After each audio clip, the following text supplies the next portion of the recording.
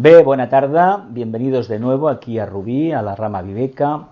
Hoy vamos a hablar de un tema que ya lo intentamos hace unos años con Margarita, pero al final no fraguó, y que también se intentó hacer en Arjuna, y tampoco se hizo una sesión, Aries en concreto, y no se hizo ninguna más. Es una descripción muy por encima de los trabajos de Hércules. Los trabajos de Hércules, en el fondo, lo iremos viendo en las diapositivas, es el viaje del alma a través del cuarto reino de la naturaleza. Y curiosamente vamos a empezar por el cierre del ciclo. Estaba previsto empezar en Acuario, el signo mío, pero resulta que por circunstancias de logística no pudo ser, y vamos a empezar con el trabajo número 12. A ver, se representa como dos peces, pero tengamos en cuenta que estos dos peces, que nos pueden hablar del agua refinada, el agua purificada, que significa Piscis, en el fondo es la personalidad y el alma unidas por un lacito que las compenetra, por una antacarana, un puente arcoíris. Y lo que vamos a ver más adelante es que esta personalidad y este alma, en el fondo es la mente concreta o yo inferior, o la mente abstracta o yo superior. Pero primero hemos de adentrarnos un poco en lo que significa este trabajo de Hércules. Trabajo número 12 de Hércules. Es el fin del ciclo. El ciclo empieza en Aries, el nacimiento, la resolución, y vamos a acabar el ciclo, que no significan 12 meses, sino 12 puertas, 12 cualidades que se han de desarrollar, lo cual, desde la perspectiva humana, pueden ser miles de encarnaciones. De hecho, llegar a la puerta 12 significa esotéricamente hablando, significa convertirse en un arat, en un ser que sale del reino humano y entra en el quinto reino de la naturaleza o jerarquía planetaria.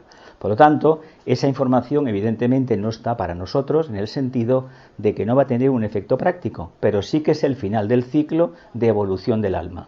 Desde el principio de Aries, que empieza a sustanciarse, se va precipitando poco a poco, hasta que se libera.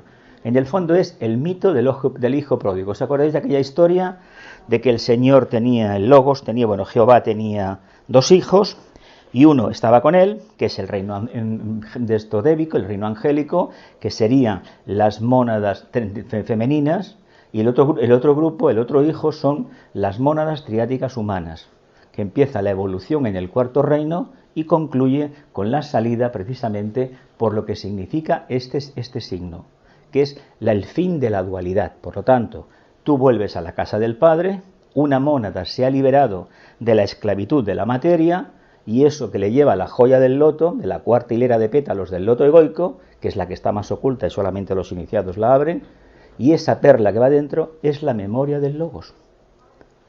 Por lo tanto, nosotros todavía estamos muy lejos. El tema mitológico es la manada roja de Gerión, o capturando o conduciendo la manada roja de Gerión. La manada roja de Gerión es la humanidad. ¿Y por qué roja? ¿Y por qué una manada? Porque ¿qué aprendimos en el cuarto trabajo, o qué aprenderemos en el cuarto trabajo de Hércules, en Cáncer?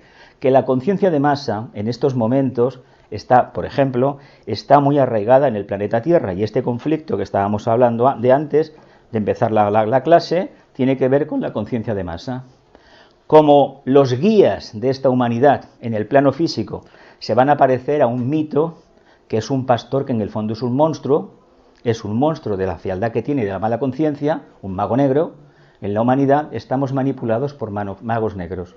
No se trata de combatir la parte oscura.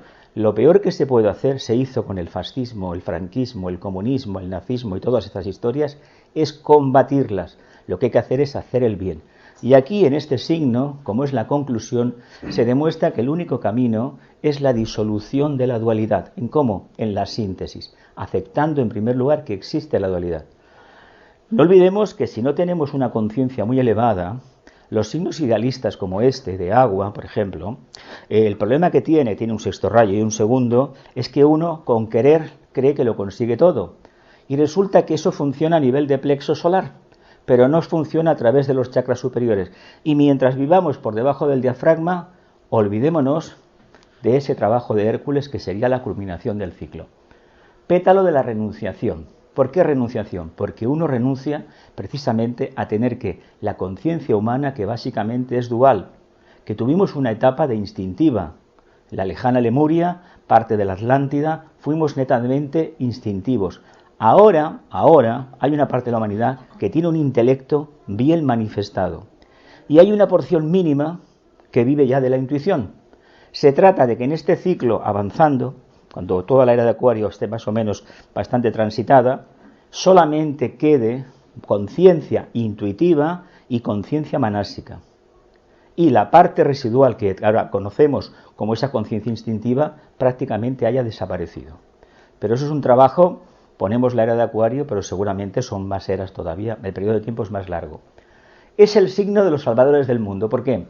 Porque llega el ciclo. ¿Quién puede salvar al mundo? En el sentido, ¿quién puede ser un servidor de la humanidad? Se le llama salvadores del mundo porque todos los que nos han precedido, todos los grandes avatares, llegaron primero a la cuarta iniciación. Salieron del reino humano y al salir del reino humano entraron en el quinto reino, el reino netamente esotérico, espiritual. Por lo tanto, estaban en condiciones de aplicar a su nivel y las condiciones ambientales la voluntad divina. Eso significa ser un salvador del mundo, nada más. Ahora bien, si por salvador del mundo entendemos a ese Papá Noel o a ese mago que nos va a poner la comida en la mesa sin no tener derecho a ella, es decir, sin trabajar, olvidémonos de la idea de salvadores.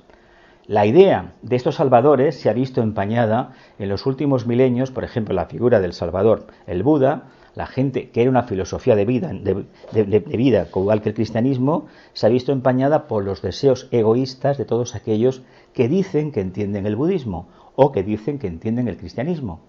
Y del cristianismo, que es lo que tenemos más cerca, se podría decir mucho, pero básicamente la imagen que nos han dado de este Cristo es ni más ni menos de un ser que o se le sigue, no de la idea esta que hay mística, fabulosa, de un ser que vino, que hacía milagros, etcétera, etcétera, sino de un ser que prácticamente todo lo puede.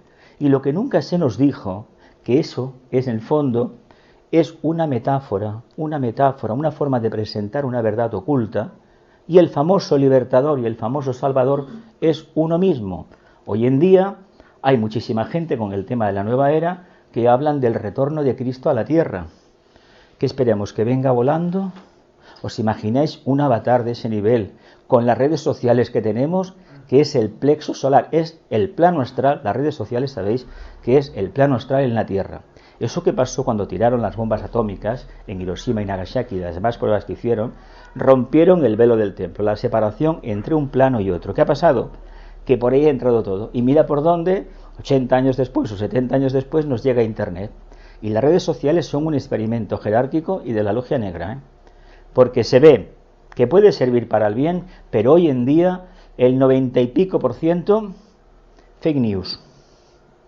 Y de tal manera que te confunden tanto aquellos que no tienen una mente formada y a los que la tienen aún más con argumentos en un lado y en otro, que la intuición no se ve. ¿Por qué?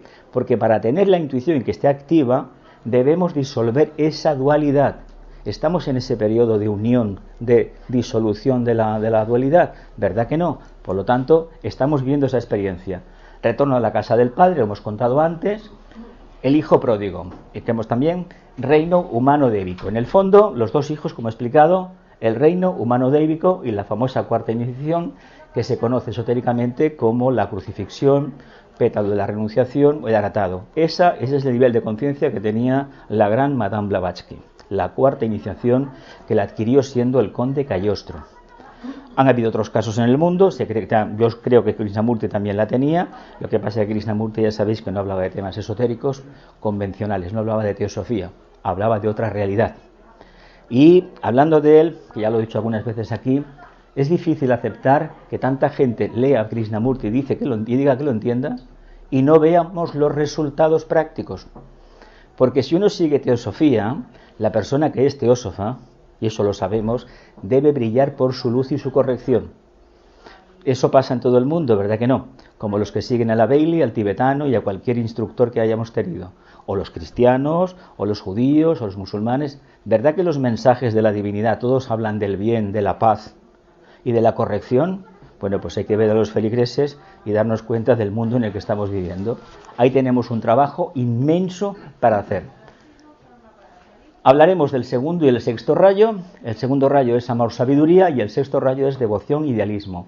Y aparecen a nivel de personalidad en el signo de Piscis. Por lo tanto, este signo es muy proclive, esta energía, a dar personalidades devocionales, muy emocionales a veces no, con un cierto grado de psiquismo superior. Si tienen evolución, tendrán muchísimo amor. Pero el agua, no nos olvidemos que el agua y lo que es la idea del amor, ojo, porque en las primeras etapas se confunde.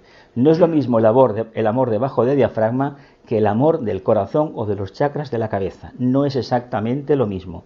Por lo tanto, tenemos una oportunidad para analizar en qué medida nosotros respondemos a la energía del segundo rayo, del amor-sabiduría, o la más genérica de devoción-idealismo. Todo el mundo tiene devoción, ¿no? Me imagino que mucha gente de la que viene aquí a la sede de la Sociedad Teosófica tendrá una devoción, un idealismo por la doctrina secreta, por la figura de Madame Blavatsky, los Mahatmas, etcétera, etcétera. Pero esa devoción se debe ir construyendo adoquín, piedrecita a piedrecita, para que sea un camino de retorno a la casa del Padre. Y quien dice eso puede decir todo aquel que hace su trabajo con corrección, todo aquel que es una buena persona, pero íntegra, de arriba abajo, está construyendo su camino de retorno a la casa del Padre, que en el fondo este es el trabajo. Pero tengamos en cuenta que si ese requisito no existe, lo demás es hablar por hablar. Está todo muy bien con desear, con pedir, pero ¿y en el día a día qué hacemos? Porque si en el día a día no nos aplicamos la lección y vamos expresando esas cualidades, evidentemente no estamos cumpliendo con el objetivo que como almas hemos traído. Otra cosa sería pergeñar un poco si hemos descubierto a estas alturas de la evolución la finalidad de esta encarnación. Yo me imagino que habremos tenido todos un momento de quietud, de silencio, de meditación, de reflexión, y nos habremos preguntado ¿para qué he venido a esta encarnación? ¿De dónde venía? ¿Qué nivel tenía? ¿Qué nivel tengo ahora? ¿Y qué espero de aquí al final de la encarnación? Más que nada porque cuando en el último momento nos tengamos que ir, si lo hacemos bien, si nos lo merecemos seguramente, cuando pasemos al otro plano nos podremos recordar bien, debemos tener muy claro, si nos hemos concentrado en el día a día, hemos sido conscientes de la actividad del día a día, lo más probable que en el otro plano, aparte del cambio de aires, tengamos esa integridad de conciencia. Y entonces podremos calibrar si realmente hemos podido avanzar o hemos retrocedido. Es fácil entenderlo si nos analizamos los 10 últimos años, cómo han sido para cada uno. Han sido tormentosos, han sido plácidos, según lo que hayamos tenido, así vamos a proyectar. Por lo tanto, la siguiente encarnación no esperemos milagros, ni esperemos milagros en ninguna parte si antes no cogemos el pico y la pala y empezamos a trabajar. La cruz mutable, ya sabéis que la cruz mutable, pues bueno, esos son esos signos en los cuales la cruz del karma, la esvástica también se conoce con ese nombre, donde uno entra y comete un gravísimo error. No se da cuenta que tiene que asumir su karma. Por eso los nazis utilizaron la esvástica, porque era un karma de la humanidad, venía del anterior sistema solar, de la cadena lunar, hicieron lo que hicieron. O asumimos el karma. Hércules en el trabajo número 12 ya ha asumido plenamente su karma y lo consuma, o realmente no avanzaremos en el camino hacia la casa del Padre. Todo el mundo echa la culpa de su mala vida a los demás, ¿verdad que sí? Que si tuve unos padres, que si el gobierno me robó, que si en el trabajo no me pagaban. La astróloga os dirá perfectamente que eso viene en la carta y échale la culpa a quien te venga la gana, pero tú la has ganado a pulso. Por lo tanto, no podemos culpar absolutamente a nadie. Entendamos que esa cruz está ¿para qué? Para que nos demos cuenta que a base de tortazos, a base de caerme un día y otro día, llegó uno en la encarnación que fuera que esto me pasa por no estar atento, y a partir de ahí empezamos a enderezar el camino. Cuando esto se persigue, cuando se consigue, se llegará ni más ni menos a la cruz fija, que será la cruz de la iniciación. Pero cruz fija significa crucificarse en su propio karma, es decir, asumirlo totalmente, no echar la culpa a nadie. Elemento agua es el fuego líquido frío y es el elemento que da personalidades más sensibles. Y en este caso, hay un grado de sensibilidad muy grande. Pero la sensibilidad hay que entenderla como esa capacidad que tenemos de captar la verdadera, el mundo superior abstracto. Lo que sucede, estamos hablando del trabajo número 12 de Hércules, hemos hablado del elemento agua, el fuego, líquido, frío. En el fondo los elementos todos son éter en diferentes grados de condensación y de sutilidad. Por lo tanto, la tierra sería el éter más condensado y muy especialmente el agua sería ese éter acuoso, adaptable a el envase, por ejemplo, adaptarse a las circunstancias, pero no tiene la sutilidad que tiene el aire y ni el fuego. El fuego es una cosa algo diferente. Pero tengamos en cuenta que si hemos escogido ese elemento para desarrollar la conciencia, tiene unas cualidades que debemos desarrollarlas. Lo que pasa es que debemos entender los famosos triángulos, las trinidades de agua, de tierra, de fuego y de aire. Eso poco a poco lo iremos viendo. Después veremos la trinidad esa. Es una energía devocional, es una energía de idealismo, una energía de amor, pero claro, evidentemente tiene un aspecto superior y un aspecto inferior. Entendamos entonces que este aspecto superior correspondería a un grado de conciencia desarrollada que ha asumido la cualidad del elemento y lo ha puesto al servicio de la conciencia. Por lo tanto, ha conseguido realizarse. Mientras que si trabajamos el aspecto inferior, obviamente la personalidad, por mucho que avance, no va a tener clara la visión interna del alma.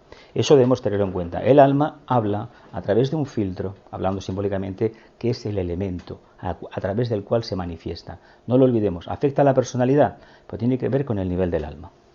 Y además, lo que indica, por ejemplo, el signo, es la puerta por la cual en la anterior encarnación se salió. Eso viene en el Bhagavad Gita, si no recuerdo mal, es una cosa antiquísima, y por lo tanto, por esa puerta, en esta encarnación, la puerta que sea, si fuese a esta de Piscis, en la siguiente vida volveremos por la puerta de Piscis. Siempre tengamos en cuenta eso. La puerta de salida de una encarnación es la puerta de entrada de la siguiente, porque el alma tiene que continuar con la experiencia, ¿no? Vamos a ver, vamos a continuar. Trabajo número 12 de Hércules. Hércules es una forma de hablar del mito del alma humana, como he dicho al principio, a través del cuarto reino de la naturaleza. Por lo tanto, se le puede calificar como ser mitológico, ser histórico o simplemente como un mito que en el fondo habla de una realidad de conciencia interna, pero solamente susceptible de ser comprendida y asimilada y observada por aquellos que internamente han despertado. Si uno no despierta, esto de la mitología, de los trabajos de Hércules, bueno, está muy bien, pero no le vemos la cualidad, la razón de ser. Tiene su importancia si comprendemos que cada año, cuando el Sol se pone, hipotéticamente hablando desde la Tierra, en alineamiento con la constelación de Piscis, hacemos un trabajo específico de búsqueda usando la nota clave, por ejemplo puede ser, o meditando sobre el pétalo de la renunciación. Si hacemos ese trabajo interno, tendrás a la larga, después de años, iremos sustanciando una verdad nueva en nosotros. Y esa verdad, como sabéis siempre en esoterismo, en teosofía, debe ir acompañada de un cambio bastante claro de lo que es la personalidad. Es decir, hemos de manifestar cada vez el aspecto más abstracto y más sublime de nuestra conciencia. De lo contrario, estamos leyendo como el que lee una revista o un libro de viajes, pero no profundizamos. Por lo tanto, vamos a ver ahora en qué consiste este famoso viaje. La nota clave de Piscis es abandono el hogar del padre y retornando salvo. Uno, en un momento dado, cuando el Logos decide encarnar, tomar un planeta, tomar un cuerpo físico, poco a poco le empiezan a acompañar las mónadas. Las mónadas, por definición, son indivisibles. Lo primero que hace la mónada es lanzar un punto de fuerza, de anclaje, en el plano átmico, el plano de la voluntad divina. Ese plano poco a poco va descendiendo, ese antakarana, o llamamos antakarana o sutratma, y queda anclado nada más y nada menos que en el plano mental, lo que sería el átomo mental superior, el átomo mental manásico, que desde el punto de vista de la evolución para la mónada es el aspecto más inferior. De la unión del primer proyecto, de lo que es el propósito con la actividad, que es el átomo manásico permanente, sale ni más ni menos el aspecto conciencia. Tengamos en cuenta, nosotros decimos siempre, Padre, Hijo y materia, y Espíritu Santo. En realidad, Padre sería la voluntad, sería la actividad, el pensamiento abstracto, y fruto de esa unión nace la conciencia. En nuestro caso sería el desarrollo del corazón. Si no hay actividad, el propósito divino no va a ninguna parte. Si no hay actividad, el idealismo que hablábamos de este signo o el amor no va a ninguna parte. Lo entendemos mejor, ¿no? O tenemos manos, o tenemos pies, o ya podemos pensar lo que queramos, que no haremos nada práctico. Abandono el hogar del Padre y después de un tiempo increíble, he agotado la experiencia, vuelvo con el tesoro al Padre y se lo entrego. Eso es una forma clara de decir, hemos salido de la corriente humana, del cuarto reino, y entramos en una para la cual hoy por hoy no tenemos capacidad de comprensión, porque es abstracta, es un mundo de ideas, y cuando lleguemos al átomo búdico permanente son arquetipos que no tienen forma. Por lo tanto, no tenemos capacidad de entenderlo. Continuamos. Regentes, Júpiter, Plutón y Neptuno. Esto, como contabas antes, hay historias. ¿Por qué? Pues porque Neptuno, cuando se descubre, el siglo XIX me parece, ¿no? El Urano se descubre poco antes de la Revolución Francesa, y en este siglo pasado se redescubrió Plutón. Por lo tanto, no ha dado tiempo todavía para aceptar y comprender qué energía realmente está trabajando este signo. ¿Qué nos transporta este planeta, este filtro? ¿Qué nos transporta y cómo reaccionamos los humanos? Tal vez durante este siglo XXI se aclare mucho mejor este tema, porque se espera que aparezca ya físicamente Vulcano. Vulcano está entre la órbita de Mercurio y del Sol. Salieron unas fotos hace años que circularon y decían que podía ser Vulcano, pero no hay ningún contraste, nada de esa información, por lo tanto nada. Debe de estar ahí, porque Vulcano ya sabéis que es la fragua de los dioses, y se cree, ¿no? Júpiter, vale. Júpiter, ¿qué energía canaliza? El segundo rayo, ¿no? Ese es el segundo logos, vaya, nuestro padre Júpiter, se lo debemos a todos, ¿no? Todo a él, ¿no? Y la energía del amor, ¿qué le debemos a la energía del amor? Júpiter es el hijo predilecto del logos solar. Por lo tanto, ¿qué le deberíamos a Júpiter? Amor, sabiduría, capacidad de integración, capacidad de crear precisamente un grupo donde reinara esa energía y reinara la fraternidad. Es cuestión que solo vayamos trabajando. Plutón, ¿dónde está Plutón? Está en los confines, ¿no? Al final. ¿Y qué hace este planeta? Se supone que tiene el primer rayo, es un planeta que está congelado, que prácticamente no sabemos qué puede haber allí, porque está muy lejos, recibe muy poca energía del logo solar, del Sol, y no obstante, desde que apareció, parece que vino con una intención muy clara: levantar la alfombra y sacar toda la porquería que hay, porque se descubrió en el 28 o 27 o 28, me parece que fue, del siglo pasado, hace menos de 100 años, y precisamente a partir de ahí había habido ya la Primera Guerra Mundial, pero poco tiempo después vino la nuestra, la Segunda Guerra Mundial, vino Corea, bueno, todo lo que conocemos, ¿no? Y últimamente estaba muy activo, y han salido, cuando la época del ladrillo cayó, cuando la época de, ¿qué fue también? Aquellas compañías asociadas a Internet también cayó, también salió, y cada vez que aparece este planeta, esta energía de primer rayo, no digamos positiva, no sagrada, acaba levantando la alfombra. Y cuando se levanta la alfombra, ¿qué pasa? Que uno pasa por encima y tropieza, ¿no? ¿Tropieza de qué? De todo aquello que no está purificado. Por lo tanto, fijaos el problema que tenemos. Y a nivel más elevado, más iniciático, porque Júpiter sería a nivel de personalidad, el regente, Plutón a nivel de conciencia, y a nivel iniciático la energía del sexto rayo, pero la más refinada, que en el fondo es voluntad de acero, es fuego, el signo de Sagitario, ¿verdad? Y aquí trabajaríamos un agua que tiene un poder de resolución increíble, pero eso será para aquellos que tengan la experiencia iniciática a esos niveles. Los que no, ¿qué vamos a hacer? Respondemos a lo que llevamos dentro, ¿no? Continuamos. Elemento agua, la trinidad de Cáncer, Escorpio y Piscis. Bueno, se dice que Escorpio es el agua sucia, los tormentos, las historias raras, todo aquello es Escorpio, pero también es el signo de todos aquellos que están dispuestos a combatir esotéricamente, es decir, a integrar la personalidad, el famoso guerrero de la luz. Uno de nosotros, un Hércules que se enfrenta a su propio yo inferior, a sus miedos, a sus frustraciones, y se da cuenta que en el fondo está luchando ¿contra quién? Contra sí mismo. es una forma de hacer un preludio de lo que va a ser la lucha final entre la mente concreta y la mente abstracta. Cuanto antes la reconozcamos, antes estaremos en solución de acabar con este problema. En la realidad no va a ser así. Triángulo de agua que representa la naturaleza psíquica y emocional. Naturaleza psíquica y emocional. Rayos. Segundo rayo de amor-sabiduría. Antes hemos hablado. Y sexto rayo de devoción e idealismo.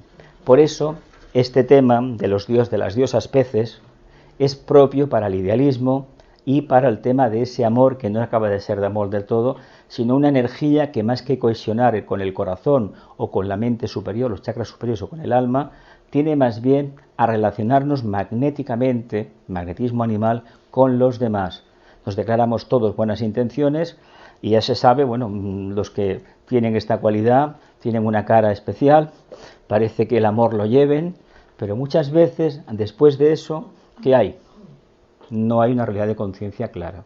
Pero es una forma de trabajar las energías. Por lo tanto, si queremos creer que tenemos muchas vidas por delante, tomémonos entonces todo el tiempo necesario. Y si creemos que en esta nos estamos jugando muy importante y muy trascendente, apliquémonos la lección y sobre todo no cejemos nunca en nuestro empeño de alcanzar ese punto culminante de desarrollo evolutivo. Tengamos en cuenta que el sexto rayo nos puede engañar. No hemos llegado a la meta, Ese idealismo no se ha materializado. ¿Para qué nos sirve? Para fomentar la aspiración. Y creernos que porque tenemos una aspiración muy grande para la humanidad, como le pasa a mucha gente hoy en día respecto a la era de Acuario, todo van a ser flores y violas, todo maravilloso, me pongo una chaqueta violeta y mañana el mundo cambia. No es así, no lo es. Por lo tanto, ¿qué tenemos que hacer? Trabajar. Resulta que la palabra trabajar no le gusta a nadie. Trabajar en el sentido de realizar un mundo mejor, siendo más humanos, conversando esotéricamente con los demás. ¿Qué quiere decir esotéricamente? De temas del alma y actuando siempre como alma. Eso no le gusta a nadie. La gente quiere tener resultados concretos, que caigan del cielo. Bueno, pues nos caerán conflictos como este que se está fraguando en estos momentos. Continuamos. Triángulo de constelaciones del segundo rayo, Géminis, Virgo y Piscis. Segundo rayo se manifiesta en este triángulo, pero resulta que de la cruz mutable solamente Sagitario tiene el sexto rayo y los demás tienen el segundo. Sagitario es muy potente, muy potente. Es la contraparte de Géminis. Géminis está por aquí voy, por allí vengo. Sagitario quiere a una meta. El problema que tiene, a nivel de personalidad común, es que la meta no está allá, está dentro. Y se trabaja toda la encarnación buscando una realidad de conciencia que está en la otra parte del mundo. No, está aquí. ¿Por qué todas las religiones han enviado misioneros a los 4 puntos cardinales? ¿Por qué? Porque hemos mandado naves tripuladas a Marte, automáticas, con fin del mundo, por este aspecto sagitariano. ¿Hemos profundizado en la Tierra un poco más? ¿Conocemos también este planeta? ¿Conocemos a la raza humana también? ¿Al reino vegetal, animal, etcétera? No. Entonces, ¿por qué utilizamos esa energía? Porque queremos escapar de nuestra realidad diaria. No nos gusta.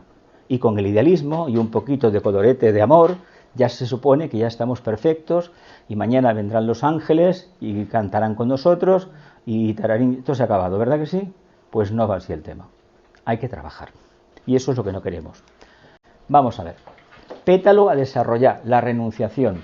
Así como en Aries empezamos hablando de resolución, de aplicación de la voluntad divina, aquí esa voluntad nos ha llevado directamente a renunciar a la existencia humana, pero básicamente por desgaste de toda la forma humana. Ya no tenemos necesidad de utilizar una forma caduca, sometida a la tiranía de lo que serían los ángeles, los pítiles lunares, los ángeles de la cadena lunar, ángeles inferiores de tipo involutivo, sino que ya dependemos directamente vía antakarana superior de la propia mónada. ¿Eso llegará? ¿Qué nos pasará cuando llegue eso? Pues sencillamente que no lo sabemos, y como no lo sabemos no vale la pena aventurarnos en ese tema. Esto está extraído de la astrología esotérica de la Bailey, del tibetano. Dice, el temperamento sensible y fluido en Piscis, mediumnímico y polarizado psíquicamente, se debe estabilizar en Virgo, donde se logra la introspección mental y el análisis crítico que sirven para impedir la fluidez de Piscis. Ambos signos se equilibran mutuamente. Hablábamos antes este eje Virgo, mental. Todos los signos tienen una parte superior y otra inferior, ¿no? Unos dirán, no, es que Virgo a lo mejor peca de maniático, ¿no? Otros dirán, no, tiene una mente muy poderosa, se sabe organizar muy bien. De Piscis te pueden decir, no, es que tanta fluidez, y luego resulta que los pies no están en tierra. Eso puede pasar siempre, pero tomemos la parte más elevada. Y todas estas partes elevadas nos hablan de contacto y expresión del alma. Ambos signos se equilibran mutuamente. Piscis, esto está sacado también de la astrología esotérica, el que inicia aquí el camino de la vida, lo hace con esa receptividad material que le permitirá responder a todo contacto durante el ciclo de manifestación. Inicia el camino de la vida, lo hace con receptividad material que le permite responder a todo contacto durante el ciclo de manifestación. ¿Será una cualidad del agua eso? ¿Del agua purificada? Pregunto, ¿lo dejamos en el aire? ¿Será cualidad del agua purificada? ¿Querrá decir que si se vive el aspecto superior de Piscis como almas hemos superado bastante karma y ya somos capaces de irradiar esa energía de amor que básicamente es integración, no es darse abrazos, es estar en un perfecto equilibrio? ¿Sí? Continuamos. Dice, en estas etapas es negativo, fluido, Piscis, y está dotado de una conciencia instintiva que contiene en sí la potencialidad de la intuición, pero su simiente está aletargada. La mente es el instrumento de recepción de la intuición, no ha despertado aún en esta etapa. Si hay fluidez, esto que se dice tanto en estos días, no, yo es que no soy una persona estática, no soy una persona anclada en conceptos ni ideas, yo estoy fluyendo.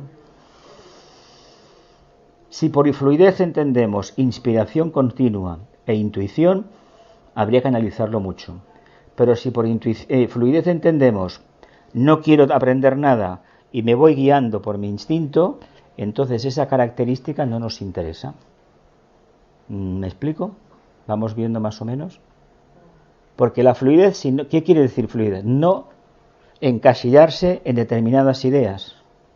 Sería una forma de entenderla. Pero nosotros no estamos en condiciones de ir por libres, ni mucho menos. Tanto que se habla del entrenamiento de la mente, y algunos dicen, no hay mente, no tengo mente, como no tengo karma, y en realidad, ¿qué se está trabajando? ¿El plexo solar, la conciencia instintiva?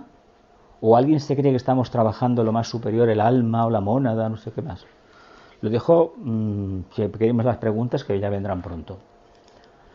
Piscis, la relación del cuerpo, esto está sacado de los libros de Carta, esto es una página argentina. La relación del cuerpo con las enfermedades. Bueno, sabéis que cada parte de Aries es la cabeza, pero Piscis es los pies. Entonces se dice que los problemas de los pies son características de iniciados, porque es el camino de los caminantes, de los salvadores, de los gurús.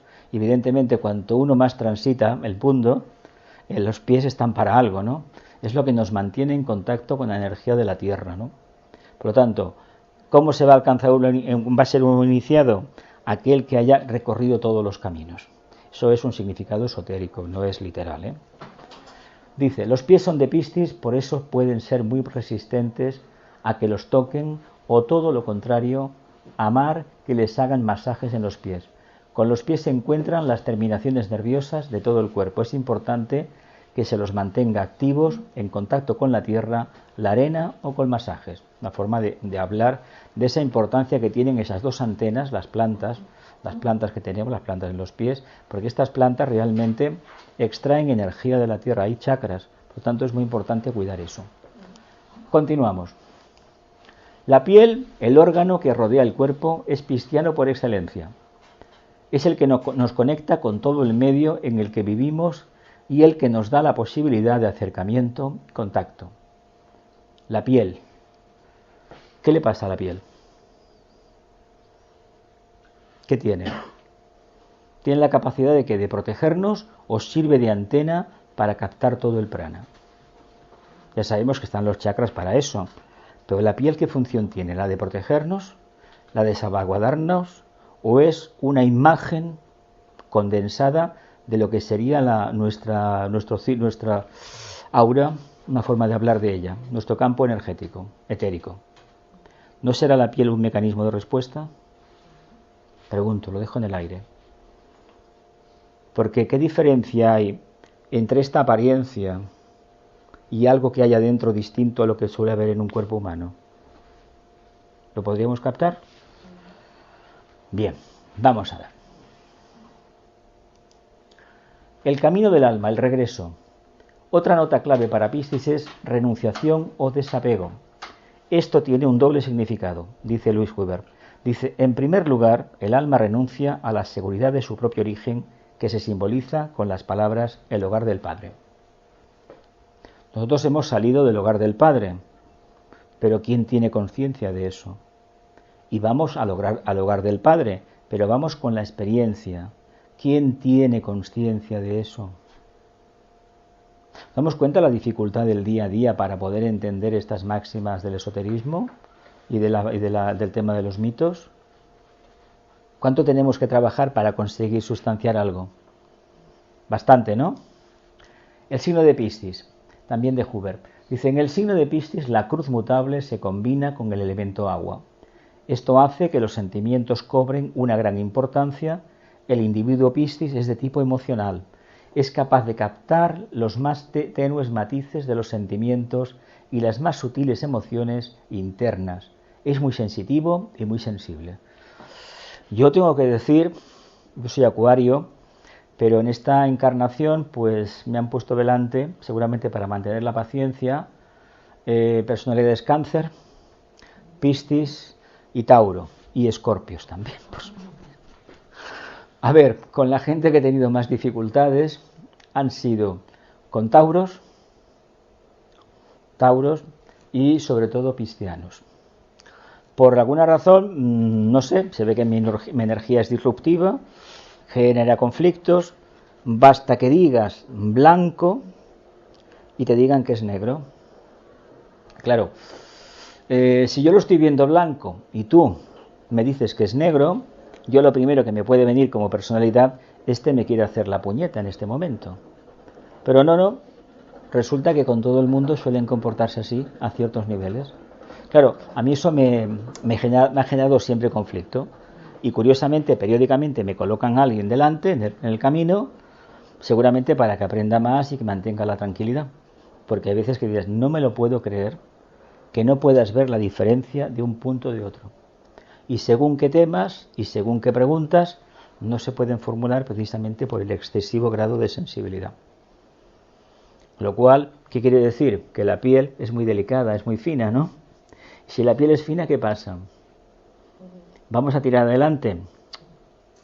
Piel fina equivale a miedo, a inseguridad.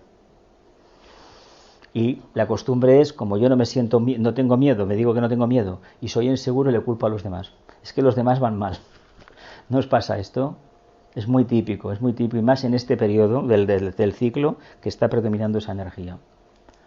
Dice, Piscis es el signo de la devoción y la entrega, y como consecuencia de esto, las personas Piscis tienden a identificarse con lo que aman. Esta identificación puede ser tan grande que incluso llegan a perderse en medio de ese amor devoto, y entonces, con una autoentrega que roza la sumisión, hacen lo que sea para no perder a su amada, ¿no? Esto genera fanatismo. Situaciones un poquito absurdas, Una devoción ciega, una entrega ciega y irracional, y esto es ni más ni menos un ejemplo claro de lo que sucede cuando se tiene determinada edad y uno se enamora por primera vez. Prácticamente hace cosas que dice, pero bueno, ¿dónde tendría yo la cabeza para esto? Por lo tanto, esa energía está ahí y nos va a acompañar siempre.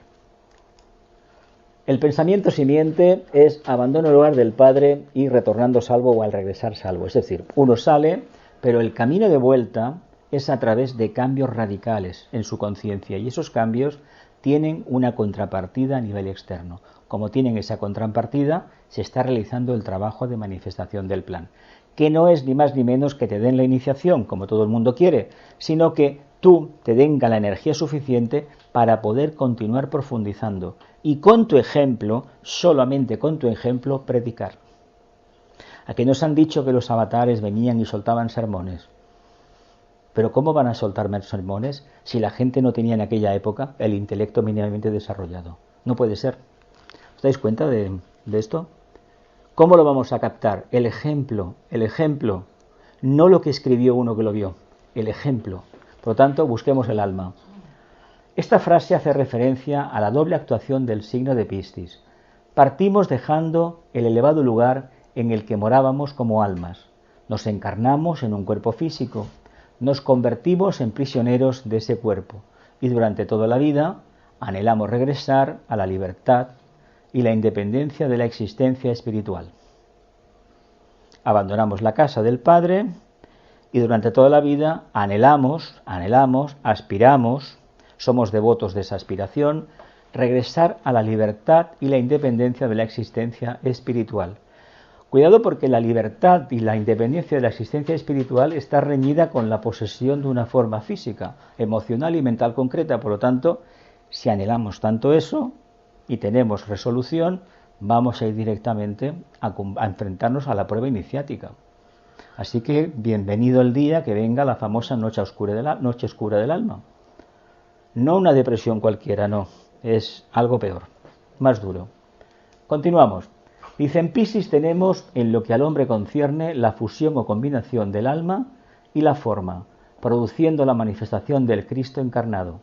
Fusión del alma y la forma. También se le puede llamar el triunfo del espíritu sobre la materia, aunque Aries también es el triunfo del espíritu sobre la materia. A fin de cuentas es el inicio del ciclo y la finalización del ciclo. ¿Lo vemos? La manifestación completa del macrocosmos. Así los polos opuestos, mayor y menor, el ser humano y Dios, el micro y el macrocosmos, son llevados... en el original no está así, lo que pasa que al traerlo con este ordenador cambia bastante el tipo de letra. Han llegado a su ciclo de manifestación y expresión designadas. Macrocosmos, el logos, microcosmos, el ser humano. ¿Cómo podemos demostrar realmente que hay una correspondencia total, una analogía total, que en el fondo son lo mismo? Solamente cambia el punto de vista del observador. Desde el punto de vista humano hay diferencia, desde el punto de vista superior no la hay, porque somos una emanación. De ahí que el simbolismo tenga esas dos columnas, estén atadas con un lacito. Vamos adelante. Tema mitológico, esto es interesante, ¿eh? Vamos a ver. Conduciendo a la manada roja de Gerión. He dicho antes que esta famosa manada roja es ni más ni menos que la propia humanidad. ¿Y por qué la manada, el color rojo? Porque es esclava de sus propios deseos. La humanidad es esclava de sus propios deseos. ¿Qué tiene que ver el deseo con Piscis, con los signos de agua? Bueno, también. Tauro es de tierra y tiene en su enfrente a su hermano Escorpio y se pone como ejemplo claro del signo de deseo, ¿no? Es decir, aquello, por eso los taurinos tienen un cuerpo tan generoso, ¿no? Porque les gusta tanto el tema del deseo, lo trabajan tanto, que la buena mesa para ellos es una necesidad esencial, ¿verdad que sí?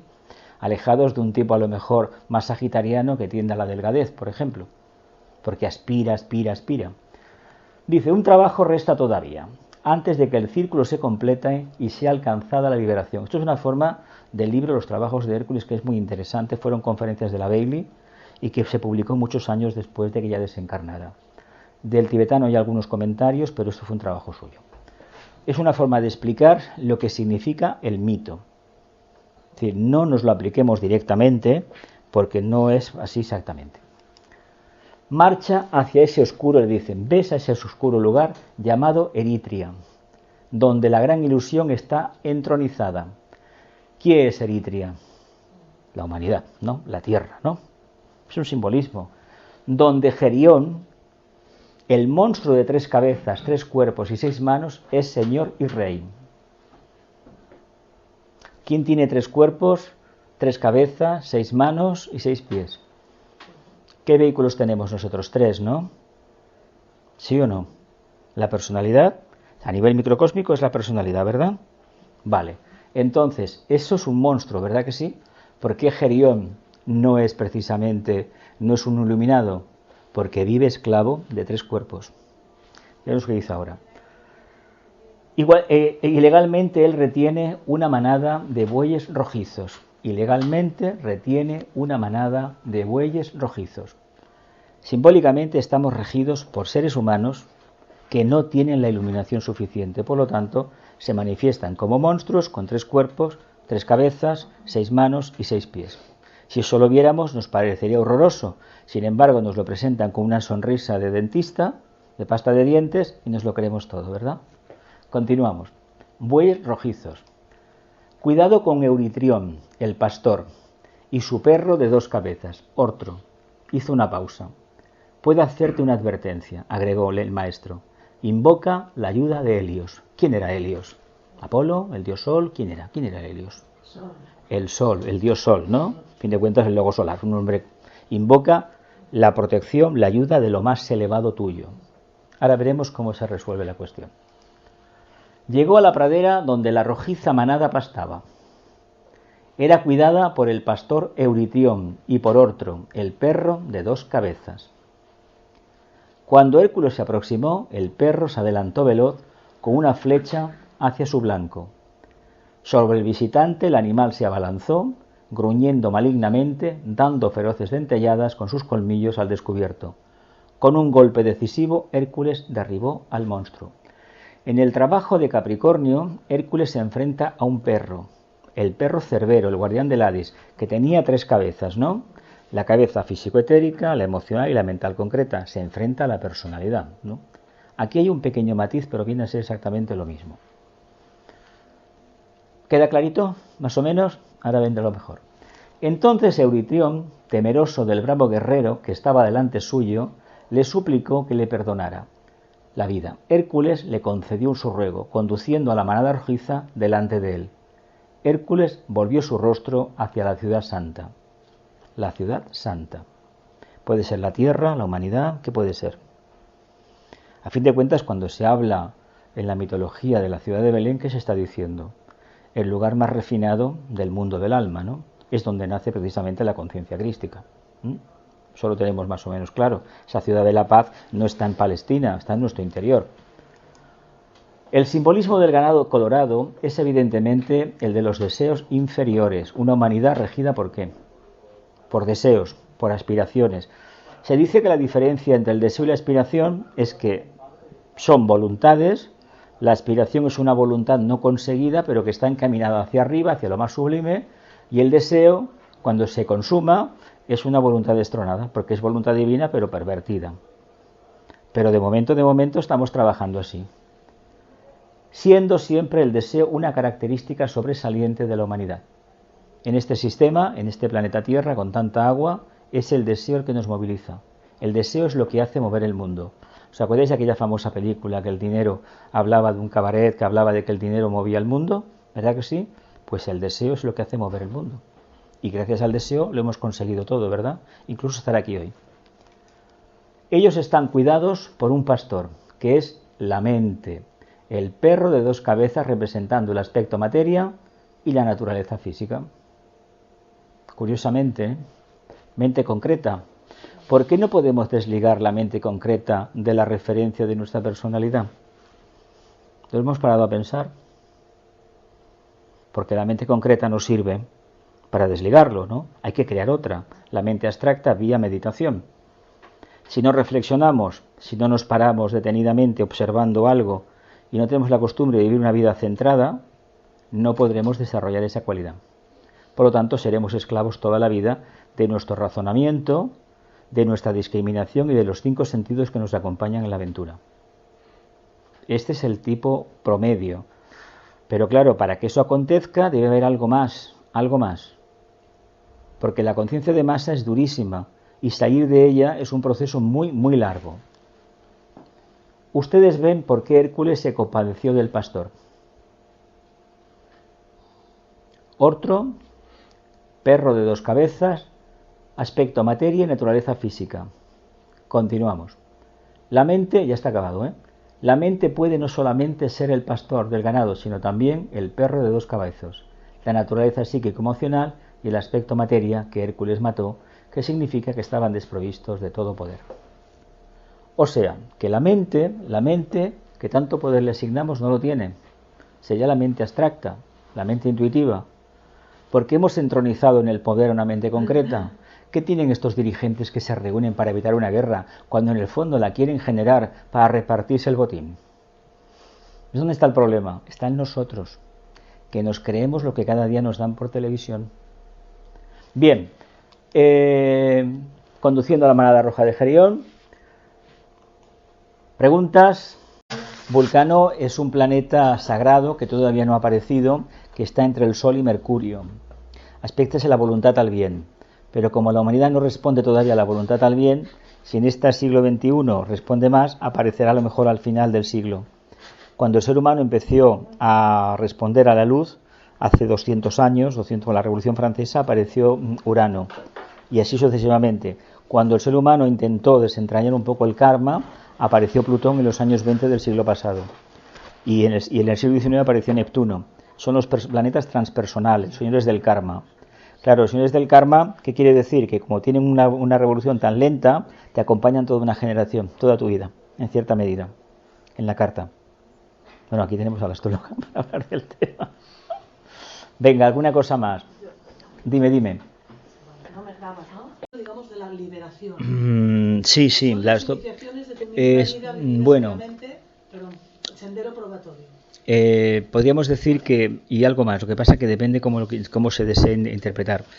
Los 12 los caminos de Hércules son las pruebas arquetípicas que cada una de las 12 puertas, las 6 energías completas, los 12 signos tienen.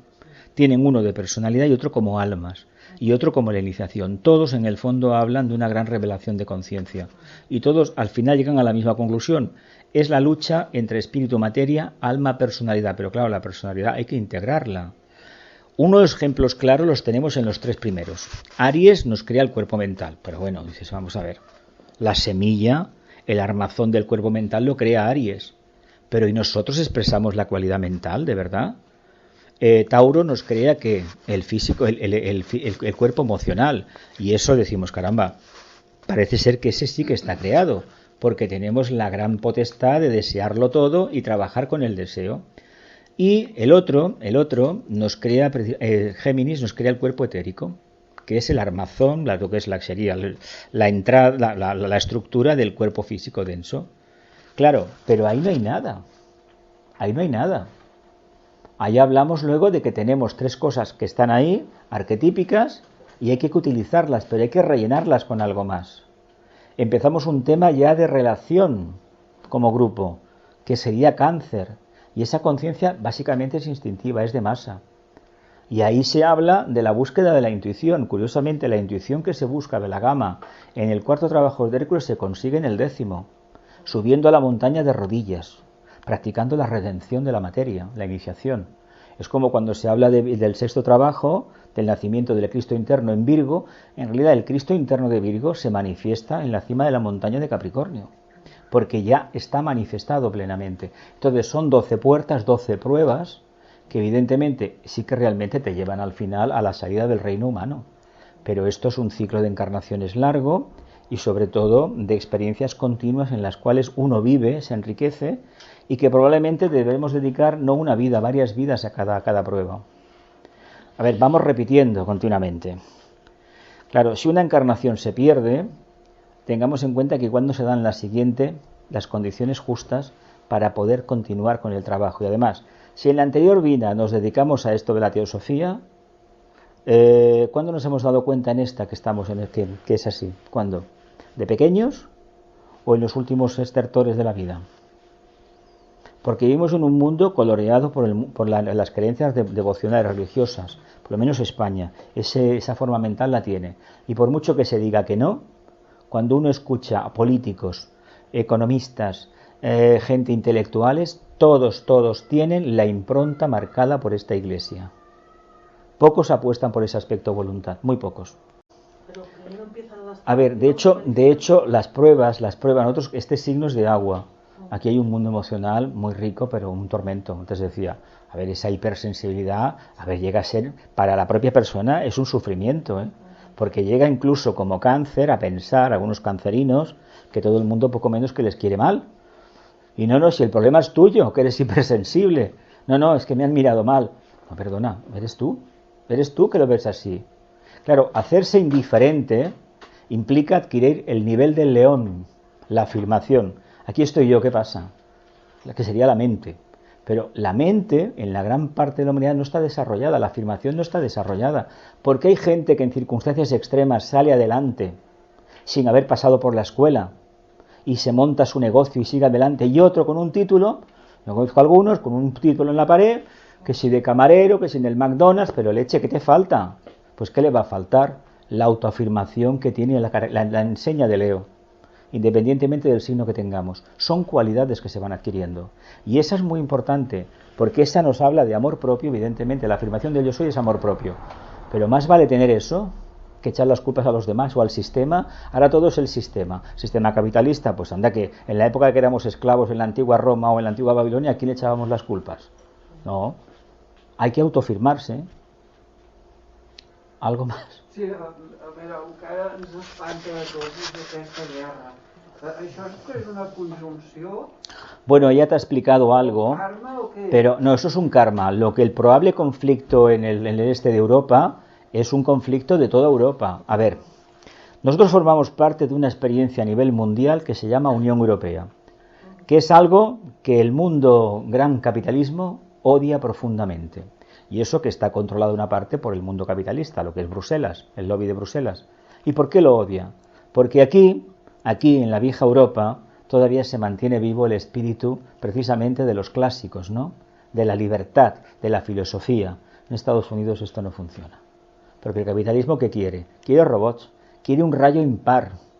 Tú vas a obedecer con esto, con esto, con esto y con esto. Trabaja, trabaja, trabaja. No pierdas el tiempo filosofando. Nosotros hemos conseguido, después de matarnos, crear un régimen, una democracia que abarca todo un continente. Rusia, con todo su pasado, no olvidemos que en el siglo XIX Rusia todavía mantenía lo que eran los siervos de la gleba. Era un mundo feudal, eran esclavos. Los siervos de la gleba, que se liberaron en 1800, unos 50 años antes de la Revolución, era un país feudal, hablando en plata. Como las repúblicas de lo que serían de la Asia Central, eran gente que estaban saliendo del Neolítico, hablando en plata.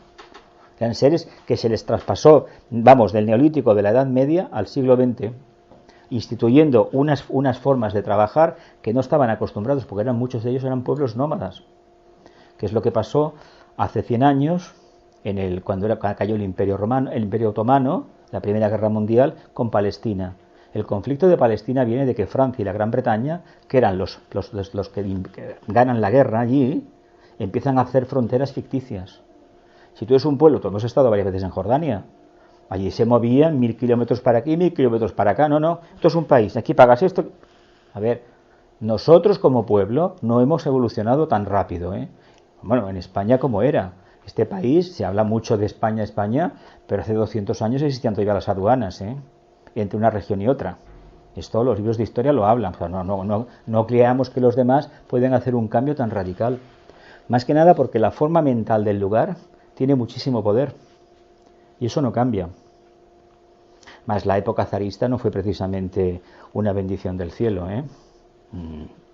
A ver, no era aquel señor, no era tan inocente como lo ponen, como aquí en Europa, algunos que hubo.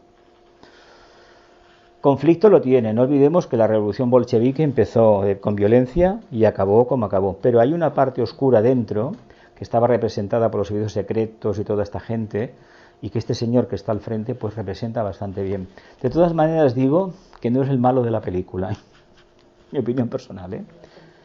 Este señor representa un papel, se sabe que Rusia en el futuro lejano, va a hacer algo muy importante y que probablemente dé al mundo un avatar de una nueva religión que lo sintetizará todo, pero eso será cuando sea, pero tiene un karma y ese karma tiene que salir.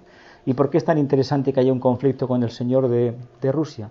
Porque Rusia, que es como unas 30 veces España, muchísimo más grande que Estados Unidos, tiene una cantidad de recursos minerales y de ríos increíble. En el fondo, ¿qué es? Una guerra codiciosa, ¿no? Van a robar, ¿no? ¿A qué fueron a Irak, a Afganistán? ¿A qué fueron?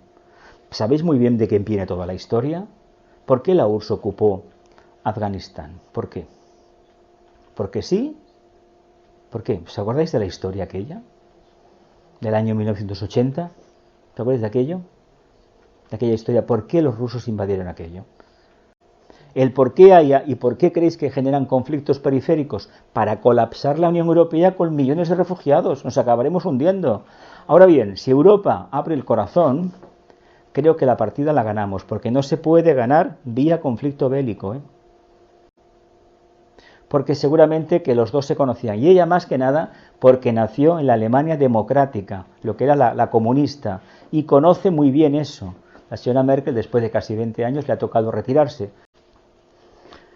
¿Ves los problemas que hay? Es decir, yo no veo ahora, me gustaría que hubiese más almas avanzadas dentro de esos cuerpos, de esos políticos, que se sentaran a negociar. ¿Solución al problema? A corto plazo no hay. Ahora, hemos de mantener el espíritu confiado y, sobre todo, amor a todo lo que acontece en el mundo, mucho amor, amor en el sentido de no criticar, Pues si no pasa nada, volveré el 25 del mes que viene y hablaremos de Aries. De Aries vamos a hablar la próxima vez. Del pétalo de la resolución de la voluntad, el nacimiento de la mente. Y el tema mitológico, las yeguas devoradoras de hombres, que son las ideologías. Nos hemos matado por una falsa percepción de la realidad, que sería el mundo de las ideas, aquello que Platón hablaba de la mente abstracta, y cada uno lo interpreta a su manera. Mientras tengamos a ese perro de dos cabezas, no hay nada que hacer. Pues muchísimas gracias por venir, Gracias por el servicio. Venga. Vendrá el día 25. De marzo, sí. Sí, vendrá el mes que viene. Será el día de mi cumpleaños. ¿Cuántos vas a cumplir? 88. Muy bien. Y ella, el día anterior, 89. Muy bien, estás bien, ¿no? Un moment, veiem.